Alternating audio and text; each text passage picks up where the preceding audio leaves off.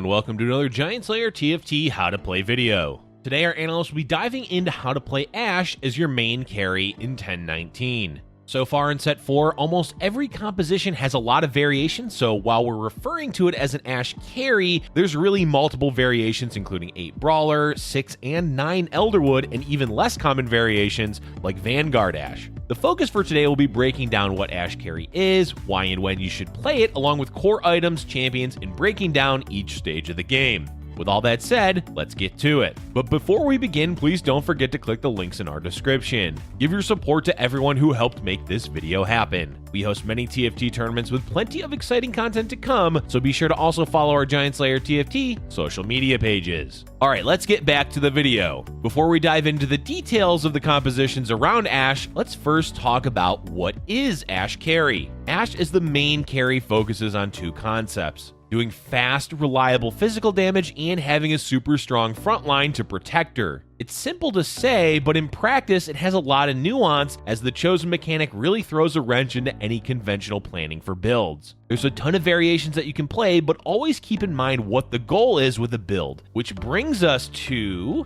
why play Ashe Carry. Why you should play Ashe as the carry is really more about when should you play Ashe Carry. As we said, Ashe does reliable backline physical damage, which makes her a viable carry in the current meta. Due to being Elderwood, she naturally becomes harder to kill as the fight goes on and gives you the ability to play Elderwoods, which includes Brawlers. And that's really when you should be making the decision on whether or not to play Ashe as your carry. If you get a chosen Brawler, Elderwood, or Ashe, it's a really good indicator to play a composition focused around her. So let's take these ideas and move into breaking down the various aspects of Ashe carry builds. Up first, we'll be covering core items for Ashe, as well as other items you should look for to give to your frontline. We'll be upfront and say that the item meta is really diverse right now, so while we will be recommending certain items, it shouldn't be seen as a hard rule that you must follow. Be flexible and try out different item combos and see what works and what doesn't. With that said, there are two core items that you will often see players prioritize on Ashe. The main damage item is usually Giant Slayer, and the main defensive item is usually Quicksilver. Giant Slayer is prioritized because it helps Ashe deal with high health targets, which basically means enemy frontline. Normally her damage is more about consistent damage over time as she whittles away enemies. Due to this, it can be difficult to kill high health targets fast enough, and that's where Giant Slayer swoops in to save the day.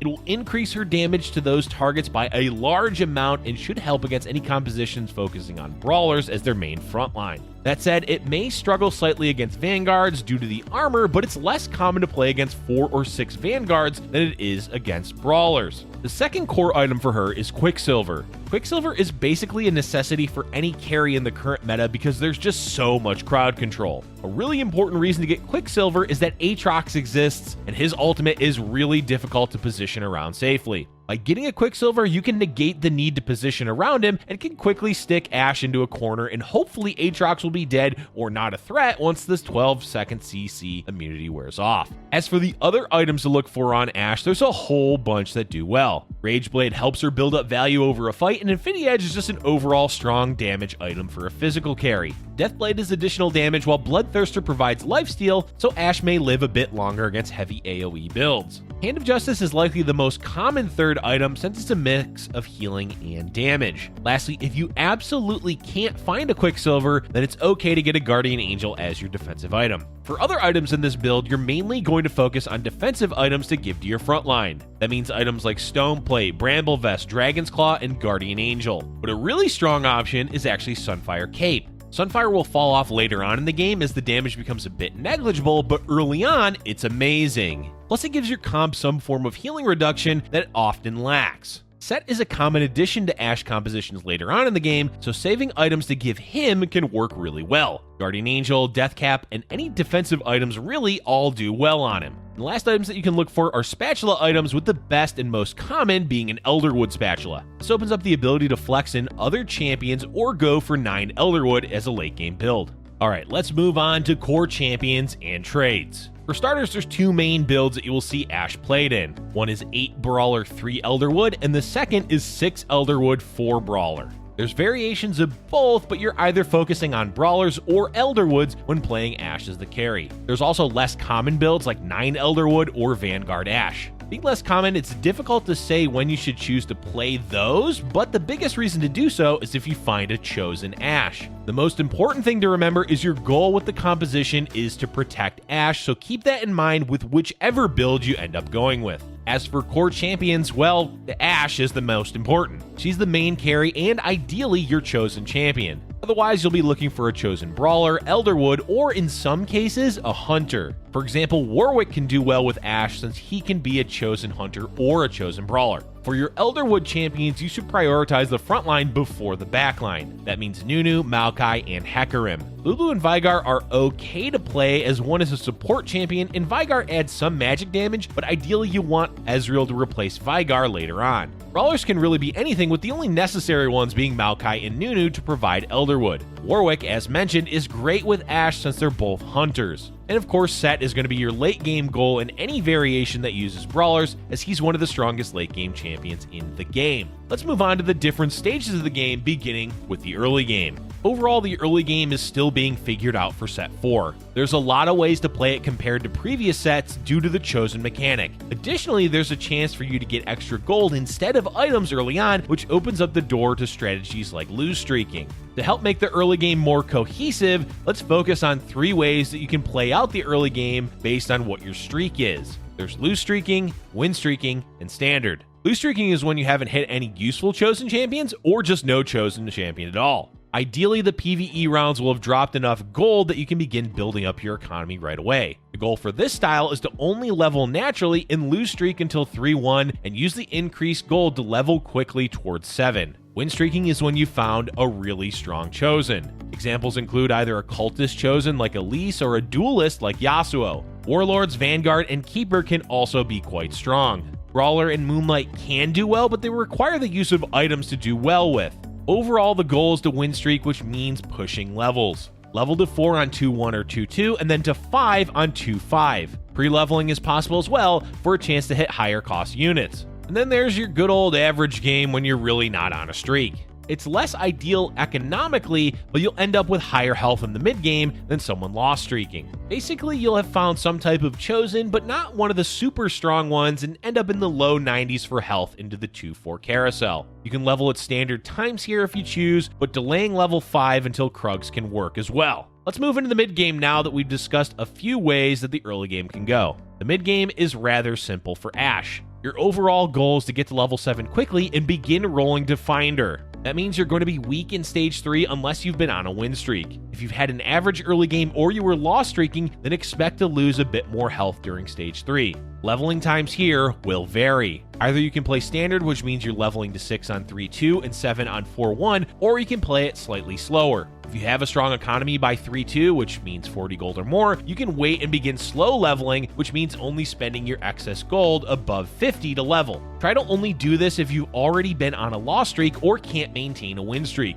If you've been win streaking, it's overall better to push levels. Whichever way you play stage 3, you should aim to be level 7 no later than 4-1 because that's when the majority of the lobby will be hitting level 7. Once you've hit level 7, roll.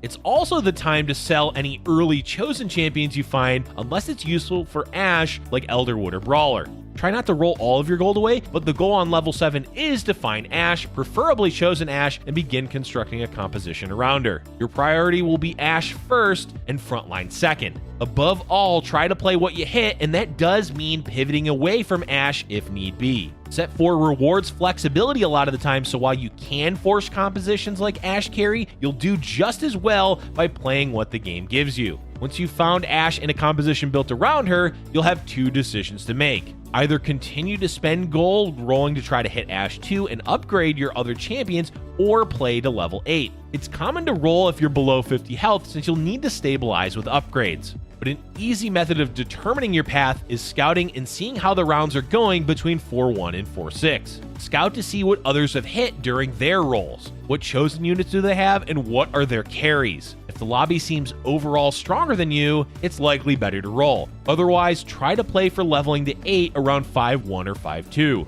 Overall, the mid-game is largely about hitting level 7 and finding a chosen champion to play around. Ideally for Ashe, you'll find her as a chosen, otherwise aim for an Elderwood or a Brawler. Try to stabilize as best as you can and transition towards the late game. And the last section is, of course, that late game. So we're past Raptors and into the middle of Stage 5. At this point of the game, you should aim to be level 8. 8 is an important level because you should be able to fully deck out your composition if you're playing 8 Brawler or 6 Elderwood, and hitting Ashe 2 should be much easier as well. But level 8 is also important because finding a 5-cost champion is much easier than on 7. The goal for Ashe builds in the late game is to find Set and Ezreal. Play both of these when you get them, as they help out tremendously. Set is quite possibly the best 5-cost in the game, and Ezreal is an amazing utility champion. The other question of the late game is, do you ever go to level 9? And honestly, most games you won't actually be going for level 9. If you have a lot of health, meaning above 60, and a great economy, and are winning rounds, then sure, yeah, go to level 9. Generally though, the cost isn't worth it, as 80 gold is a lot to level. That's a ton of gold that could either instead be spent focusing on 3-starring champions.